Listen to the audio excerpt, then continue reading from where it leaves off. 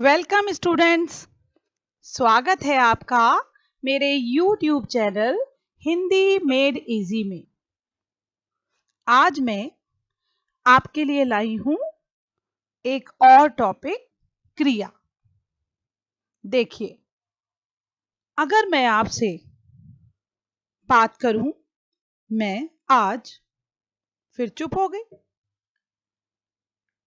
और उसके बाद कुछ ना कहूं तो आप मैं और आज से नहीं समझ पाओगे कि मैं क्या बताने जा रही हूं। तो जो ये संज्ञा और सर्वनाम यानी कोई भी करता हो, उसके बाद जब तक आप क्रिया नहीं लगाओगे तब तक आपको समझ में नहीं आएगा कि वाक्य में कहना क्या चाहते हैं। तो देखते हैं आज क्रिया। क्रिया की परिभाषा: जिस शब्द के द्वारा किसी कार्य के करने या होने का बोध होता है उसे क्रिया कहते हैं। जैसे पढ़ना, खाना, पीना, जाना इत्यादि। तो क्रिया का क्या अर्थ हुआ? करना। प्रत्येक भाषा के वाक्य में क्रिया का बहुत महत्व होता है। प्रत्येक वाक्य क्रिया से ही पूरा होता है। क्रिया किसी कार्य के करने या होने को दिखाती है, तो क्रिया को करने वाला कर्ता कहलाता है। उदाहरण के लिए आप देखिए, अली पुस्तक पढ़ रहा है। बाहर बारिश हो रही है। बाजार में बम फटा।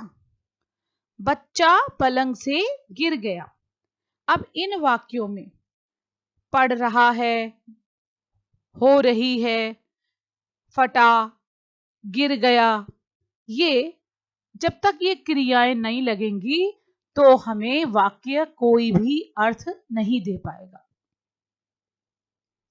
उपयुक्त वाक्यों में अली और बच्चा करता है और उनके द्वारा जो कार्य किया जा रहा है या किया गया वह क्रिया है। जैसे पढ़ रहा है, गिर गया। तो अन्य दो वाक्यों में भी क्रिया की नहीं की गई, बल्कि स्वतः हुई, यानी कई बार क्रिया खुद हो जाती है। अतः इसमें कोई कर्ता प्रधान नहीं है। तो वाक्य में क्रिया का इतना अधिक महत्व होता है कि कर्ता या अन्य जो योजक हैं उनका प्रयोग ना होने पर भी केवल क्रिया से ही वाक्य का अर्थ स्पष्ट हो जाता है। अब जैसे अगर हमें पानी चाहिए तो हमें पूरा वाक्य बोलने की आवश्यकता नहीं है। हम सीधे कहते हैं पानी लाओ, चुपचाप बैठो, रुको, जाओ। तो इससे भी हमने क्रिया के द्वारा ही अपनी बात को स्पष्ट कर दिया। क्रिया के भेद: संरचना या प्रयोग के आधार पर क्रिया के भेद। देखिए, इनके आधार पर जो भेद होते हैं उनमें पहला है संयुक्त क्रिया, दूसरा नाम धातु क्रिया, तीसरा प्रेरणार्थक क्रिया, चौथा पूर्वकालिक क्रिया, पांचवा मूल क्रिया, छठा नामिक क्रिया, सातवां समस्त क्रिया, आठवां सामान्य क्रिया, नौवां सहायक क्रिया, 10वां सजातीय क्रिया और 11वां विधि क्रिया। आप सबसे पहले देखते हैं कि ये संयुक्त क्रिया जो है वो क्या है। जो क्रिया दो या दो से अधिक धातुओं के मेल से बनती है उसे हम संयुक्त क्रिया कहते हैं। जैसे बच्चा विद्यालय से लौट आया, किशोर रोने लगा, वह घर पहुंच गया। तो जो ऊपर वाले वाक्य हैं इनमें एक से अधिक क्रियाएं हैं, जैसे लौट आया, रोने लगा, पहुंच गया। यहाँ ये सभी क्रियाएं मिलकर एक ही कार्य को पूर्ण कर रही हैं, इसलिए ये संयुक्त क्रियाएं हैं। तो इस प्रकार जिन वाक्यों की एक से अधिक क्रियाएं मिलकर एक ही कार्य पूर्ण करती हैं उन्हें संयुक्त क्रिया कहते हैं। और उदाहरण देखिए, जैसे माताजी बाजार से आ गई। इस वाक्य में आ मुख्य क्रिया और गई ये जो है साथ में एक और क्रिया दी है, तो दोनों क्रिया मिलकर संयुक्त क्रिया आना का अर्थ दिखा रही है। संयुक्त क्रिया के भेद। अर्थ के अनुसार संयुक्त क्रिया के 11 मुख्य भेद होते हैं। पहला, आरंभ बोधक। आरंभ बोधक क्या है? यानी जिस संयुक्त क्रिया से क्रिया के आरंभ यानी शुरू होने का बोध होता है वो आरंभ बोधक क्रिया होती है। जैसे वह पढ़ने लगा, पानी बरसने लगा। अब दूसरा देखिए, समाप्ति बोधक। तो जिस संयुक्त क्रिया से मुख्य क्रिया की पूर्णता यानी पूरा होने की बोध हो वह समाप्ति बोधक संयुक्त क्रिया होती है। जैसे वह खा चुका है, वह पढ़ चुका है। तो यहां पर जो चुकना ये जोड़ने से समाप्ति बोधक संयुक्त क्रियाएं बनती हैं। तीसरा देखिए, अवकाश बोधक। जिससे क्रिया को निष्पन्न करने के लिए यानी करने के लिए अवकाश का बोध हो तो वह अवकाश बोधक संयुक्त क्रिया होती है। जैसे वह मुश्किल से सोने पाया, जाने ना पाया, तो यहां पर जो है वो अवकाश बोधक क्रिया है। चौथा देखिए, अनुमति बोधक। जिससे कार्य की अनुमति दिए जाने का बोध हो वो अनुमति बोधक हुआ। मुझे जाने दो, मुझे बोलने दो। तो यहां पर जो देना धातु है वो अनुमति के अर्थ में है। नित्यता बोधक। जिससे कार्य की नित्यता उसके बंद ना होने का भाव पता चले वह नित्यता बोधक संयुक्त क्रिया है। जैसे हवा चल रही है, पेड़ बढ़ता गया, तोता पढ़ता रहा। तो जो यहां मुख्य क्रिया के आगे जाना या रहना जोड़ने से नित्यता बोधक संयुक्त क्रिया बनती है। छठा देखिए, आवश्यकता बोधक। जिससे कार्य की आवश्यकता या कर्तव्य का बोध हो उसे आवश्यकता बोधक क्रिया कहते हैं। जैसे यह काम मुझे करना पड़ता है, तुम्हें यह काम करना चाहिए। तो यहां पर पढ़ना, होना चाहिए ये क्रियाओं को जोड़ने से आवश्यकता बोधक संयुक्त क्रियाएं बनती हैं। सातवां देखिए, निश्चय बोधक। जिस संयुक्त क्रिया से मुख्य क्रिया के व्यापार की निश्चयता का बोध हो उसे निश्चय बोधक संयुक्त क्रिया कहते हैं। जैसे वह बीच ही में बोल उठा, उसने कहा मैं मार बैठूंगा, वह गिर पड़ा, अब दे ही डालो। इस तरह की क्रियाओं में पूर्णता और नित्यता का भाव वर्तमान है। आठवां, इच्छा बोधक। इससे क्रिया के करने की इच्छा प्रकट होती है।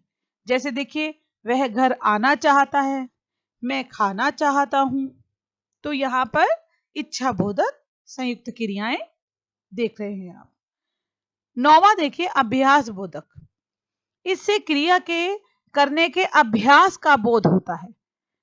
जैसे यह पढ़ा करता है, तुम लिखा करते हो, मैं खेला करता हूं। तो यहाँ पे करना क्रिया जो है वो अभ्यास का बोधक है। 10वां देखिए, शक्ति बोधक।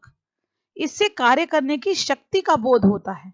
जैसे मैं चल सकता हूं, मैं बोल सकता हूं। तो यहाँ पर जो सकना क्रिया है वो शक्ति बोधक है। 11वां देखिए, पुनरुक्त संयुक्त क्रिया। जब दो समानार्थक अथवा समान ध्वनि वाली क्रियाओं का संयोग होता है तो उन्हें पुनरुक्त संयुक्त क्रिया कहते हैं। जैसे वह पढ़ा लिखा करता है, वह यहां प्रायः आया जाया करता है, पड़ोसियों से बराबर मिलते जुलते। नाम धातु क्रिया। संज्ञा अथवा विशेषण के साथ क्रिया जोड़ने से जो संयुक्त क्रिया बनती है उसे नाम धातु क्रिया कहते हैं। जैसे लुटेरों ने जमीन हथिया ली, हमें गरीबों को अपनाना चाहिए। तो यहाँ वाक्यों में देखिए हथियाना, अपनाना, ये जो क्रियाएं हैं ये हाथ, हाथ तो संज्ञा होता है और अपना सर्वनाम होता है। तो यहाँ पर ये सर्वनाम और संज्ञा एक धातु के रूप में यानी क्रिया के रूप में आई हैं, तो इसलिए इनको नाम धातु क्रियाएं मानते हैं। इस प्रकार जो क्रियाएं संज्ञा, सर्वनाम, विशेषण और अनुकरणवाची शब्दों से बनती हैं वे नाम धातु क्रियाएं कहलाती हैं। संज्ञा, सर्वनाम, विशेषण तथा अनुकरणवाची शब्दों से बनी हुई कुछ नाम धातुएं हम देखते हैं। जैसे संज्ञा शब्द देखिए शर्म, तो इसका नाम धातु क्या बना? शर्माना। लोभ, लुभाना। बात, बतियाना। झूठ, जुठलाना। लात, लतियाना। दुख, दुखाना। अब देखिए सर्वनाम शब्द है अपना और इसका नाम धातु बना अपनाना। इसी प्रकार देखिए विशेषण शब्द जैसे साठ, इससे नाम धातु क्रिया क्या बनी? सठियाना। तोतला, तुतलाना। नरम, नरमाना और गरम, गरमाना। तीसरा देखिए प्रेरणार्थक क्रिया, जब कर्ता किसी कार्य को स्वयं ना करके किसी दूसरे को कार्य करने की प्रेरणा दे तो उस क्रिया को प्रेरणार्थक क्रिया कहते हैं। जैसे काटना से बना कटवाना, करना से कराना। मालिक नौकर से कार साफ करवाता है। अध्यापिका छात्र से पाठ पढ़वाती है। तो इन दोनों वाक्यों में देखिए मालिक और अध्यापिका प्रेरणा देने वाले कर्ता हैं और नौकर तथा छात्र को प्रेरित कर रहे हैं। इसलिए दोनों वाक्यों में करवाता और पढ़वाती ये यहाँ पर प्रेरणार्थक क्रियाएं हैं। तो प्रेरणार्थक क्रिया में दो कर्ता होते हैं।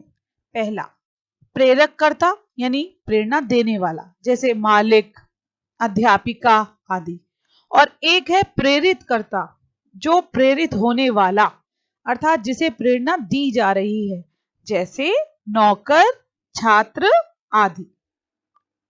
प्रेरणार्थक क्रिया के रूप, प्रेरणार्थक क्रिया के दो रूप हैं। पहला प्रथम प्रेरणार्थक क्रिया और दूसरा द्वितीय प्रेरणार्थक क्रिया। अब ये प्रथम प्रेरणार्थक क्रिया क्या है? जैसे मां परिवार के लिए भोजन बनाती है। रानी अनिमेष को खाना खिलाती है। नौकरानी बच्चे को झूला झुलाती है। तो यहां इन वाक्यों में देखिए कि कर्ता प्रेरक बनकर प्रेरणा दे रहा है, अतः ये प्रथम प्रेरणार्थक क्रिया के उदाहरण हैं। द्वितीय प्रेरणार्थक क्रिया, अब ये दूसरा देखिए मां पुत्री से भोजन बनवाती है। रानी राधा से अनिमेष को खाना खिलवाती है। मां नौकरानी से बच्चे को झूला झुलवाती है।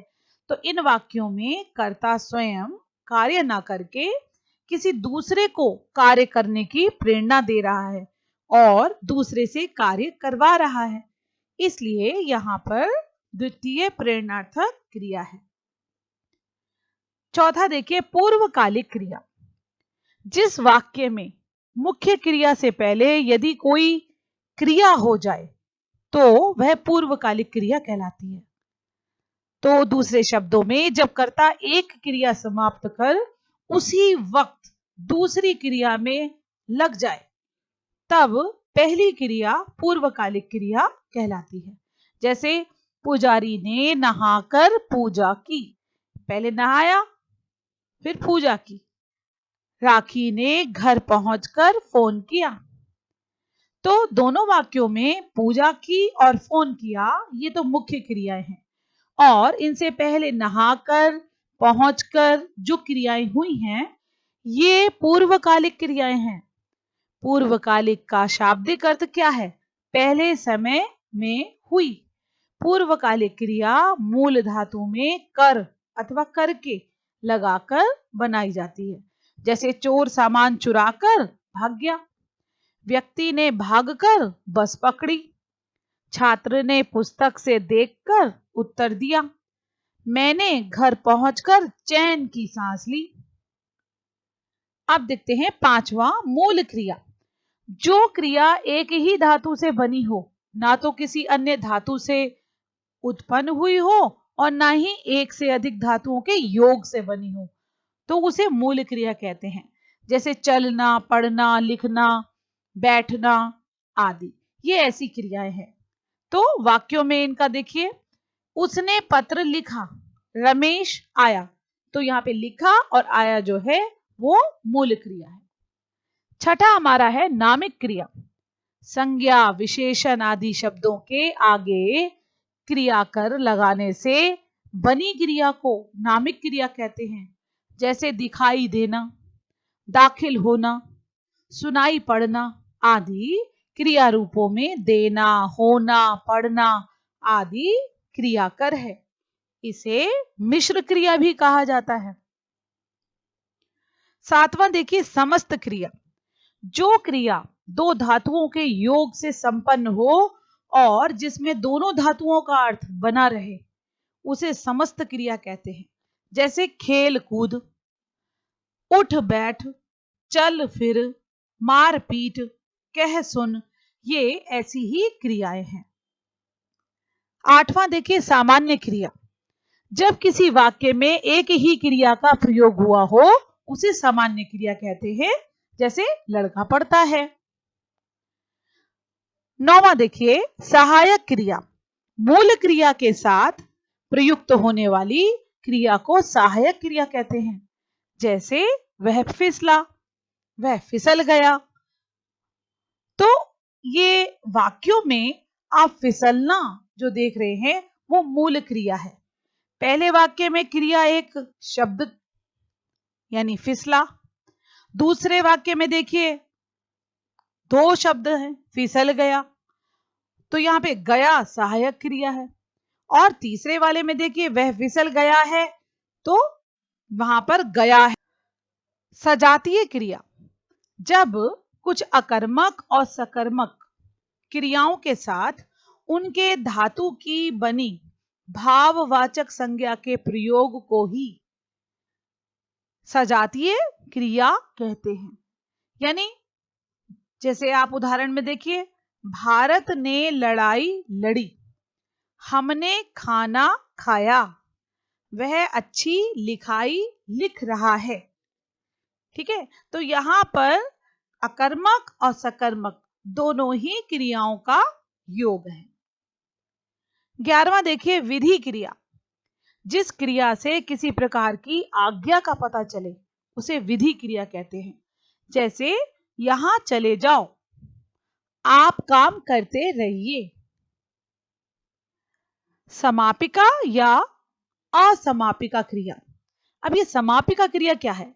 हिंदी में क्रिया सामान्यतः वाक्य के अंत में लगती है। वाक्य क्रिया से समाप्त होता है, इसी कारण ऐसी क्रिया को समापिका क्रिया कहा जाता है। जैसे राम विद्यालय गया, इसने भिखारी को खाना खिलाया, तो यहां गया और खिलाया ये समापिका क्रियाएं हैं। अब ये असमापिका क्रिया दूसरी, ये क्या है? जो क्रिया अपने सामान्य स्थान वाक्य के अंत में ना आकर कहीं अन्यत्र आ जाए, कहीं दूसरी जगह आ जाए, वह असमापिका क्रिया कहलाती है। उदाहरण के लिए, उसने डूबते बच्चे को बचा लिया, यही कहते हुए वह चला गया। एक हंसमुख डॉक्टर को देखकर ही आधी बीमारी भाग जाती है। घर आए बेटे को उसने पहले खाना खिलाया, अब बैठना क्यों चाहते हो? तो इन वाक्यों में डूबते, कहते हुए, देखकर, आए तथा बैठना, ये सारी क्रियाएं असमापिका प्रकार की हैं। कर्म के आधार पर क्रिया के भेद। कर्म की दृष्टि से क्रिया के निम्नलिखित दो भेद होते हैं। पहला है सकर्मक क्रिया और दूसरा है अकर्मक क्रिया। अब सकर्मक क्रिया क्या है? वाक्य में जिस क्रिया के साथ कर्म भी हो तो उसे सकर्मक क्रिया कहते हैं। दूसरे शब्दों में वाक्य में क्रिया के होने के समय कर्ता का प्रभाव या फल जिस व्यक्ति या वस्तु पर पड़ता है उसे कर्म कहते हैं। तो जिस क्रिया का फल कर्म पर पड़े वह सकर्मक क्रिया है। जैसे अध्यापिका पुस्तक पढ़ा रही है, माली ने पानी से पौधों को सींचा। तो इन वाक्यों में पुस्तक, पानी और पौधे ये शब्द कर्म है, क्योंकि कर्ता अध्यापिका और माली का सीधा फल इन्हीं पर पड़ रहा है। तो क्रिया के साथ क्या, किसे, किसको लगाकर प्रश्न करने पर यदि उचित उत्तर मिले तो वह सकर्मक क्रिया होती है। जैसे अगर हम ऊपर वाले वाक्यों में देखें तो पढ़ा रही है, सींचा क्रियाएं हैं। इनमें क्या, किसे और किसको प्रश्नों के उत्तर मिल रहे हैं, इसलिए ये सकर्मक क्रिया है। कभी कभी सकर्मक क्रिया का कर्म छुपा रहता है, जैसे वह गाता है, वह पढ़ता है, तो यहाँ गीत और पुस्तक जैसे कर्म छिपे हैं। सकर्मक क्रिया के भेद। सकर्मक क्रिया के भी दो भेद होते हैं, एक कर्मक और द्विकर्मक। एक कर्मक क्या है कि जिस सकर्मक क्रियाओं में केवल एक ही कर्म हो वो एक कर्मक क्रिया कहलाती है। जैसे देखिए, श्याम फिल्म देख रहा है, नौकरानी झाड़ू लगा रही है। तो इन उदाहरणों में फिल्म और झाड़ू कर्म है, देख रहा है, लगा रही है, तो क्रिया का फल सीधा कर्म पर पड़ रहा है। साथ ही दोनों वाक्यों में एक एक ही कर्म है, तो ये एक कर्मक क्रिया है। द्विकर्मक क्रिया जब दो कर्मों से युक्त, जैसे जिन सकर्मक क्रियाओं में एक साथ दो दो कर्म होते हैं वे द्विकर्मक सकर्मक कहलाते हैं। जैसे यहां पर देखिए, श्याम अपने भाई के साथ फिल्म देख रहा है, नौकरानी फिनाइल से पोछा लगा रही है। तो यहां पर एक जो कर्म होता है वो गौण कर्म होता है और एक कर्म मुख्य होता है। अकर्मक क्रिया वे क्रिया जिनको करने के लिए कर्म की आवश्यकता नहीं होती, अकर्मक क्रिया कहलाती है।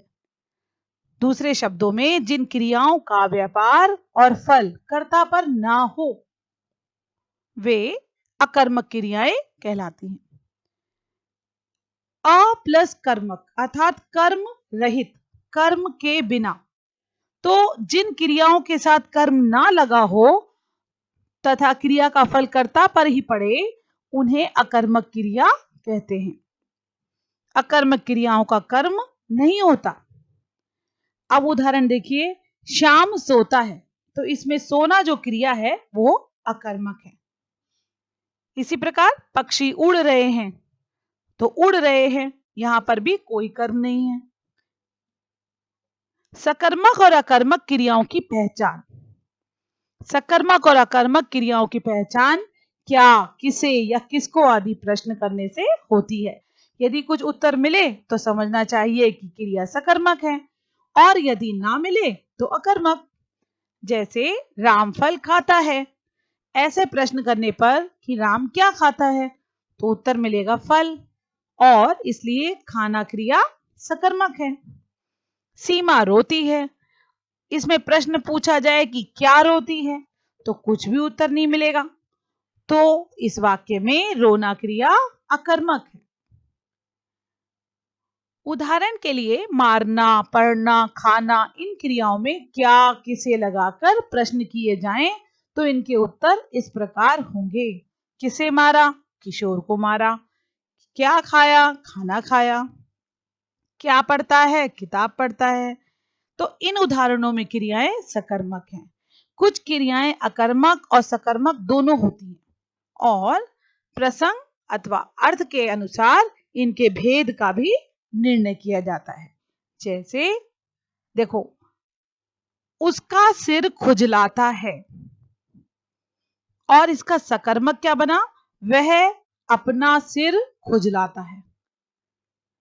बूंद बूंद से घड़ा भरता है, मैं घड़ा भरता हूं। तुम्हारा जी ललचाता है, ये चीजें तुम्हारा जी ललचाती हैं। तो ऐसे ही कई उदाहरण हैं जहां पर आप अकर्मक और सकर्मक दोनों क्रियाएं देख सकते हैं। तो इस प्रकार आपने आज जाना कि क्रिया की जो उपयोगिता क्या है, इसका प्रयोग कैसे करना है, और क्रिया के बिना तो हम सोच भी नहीं सकते। कोई भी कार्य बिना क्रिया के हम कर ही नहीं सकते। कोई वाक्य भी है वो अधूरा है बिना क्रिया के। तो क्रिया का बहुत सावधानी से प्रयोग करना चाहिए। और फिर हमें ये भी पता चला कि कौन सी क्रिया सकर्मक है, कौन सी अकर्मक है, और अन्य भेदों के बारे में भी आपने विस्तार से जाना। आशा करती हूँ कि आपको अच्छी प्रकार से आज क्रिया समझ आ गई होगी।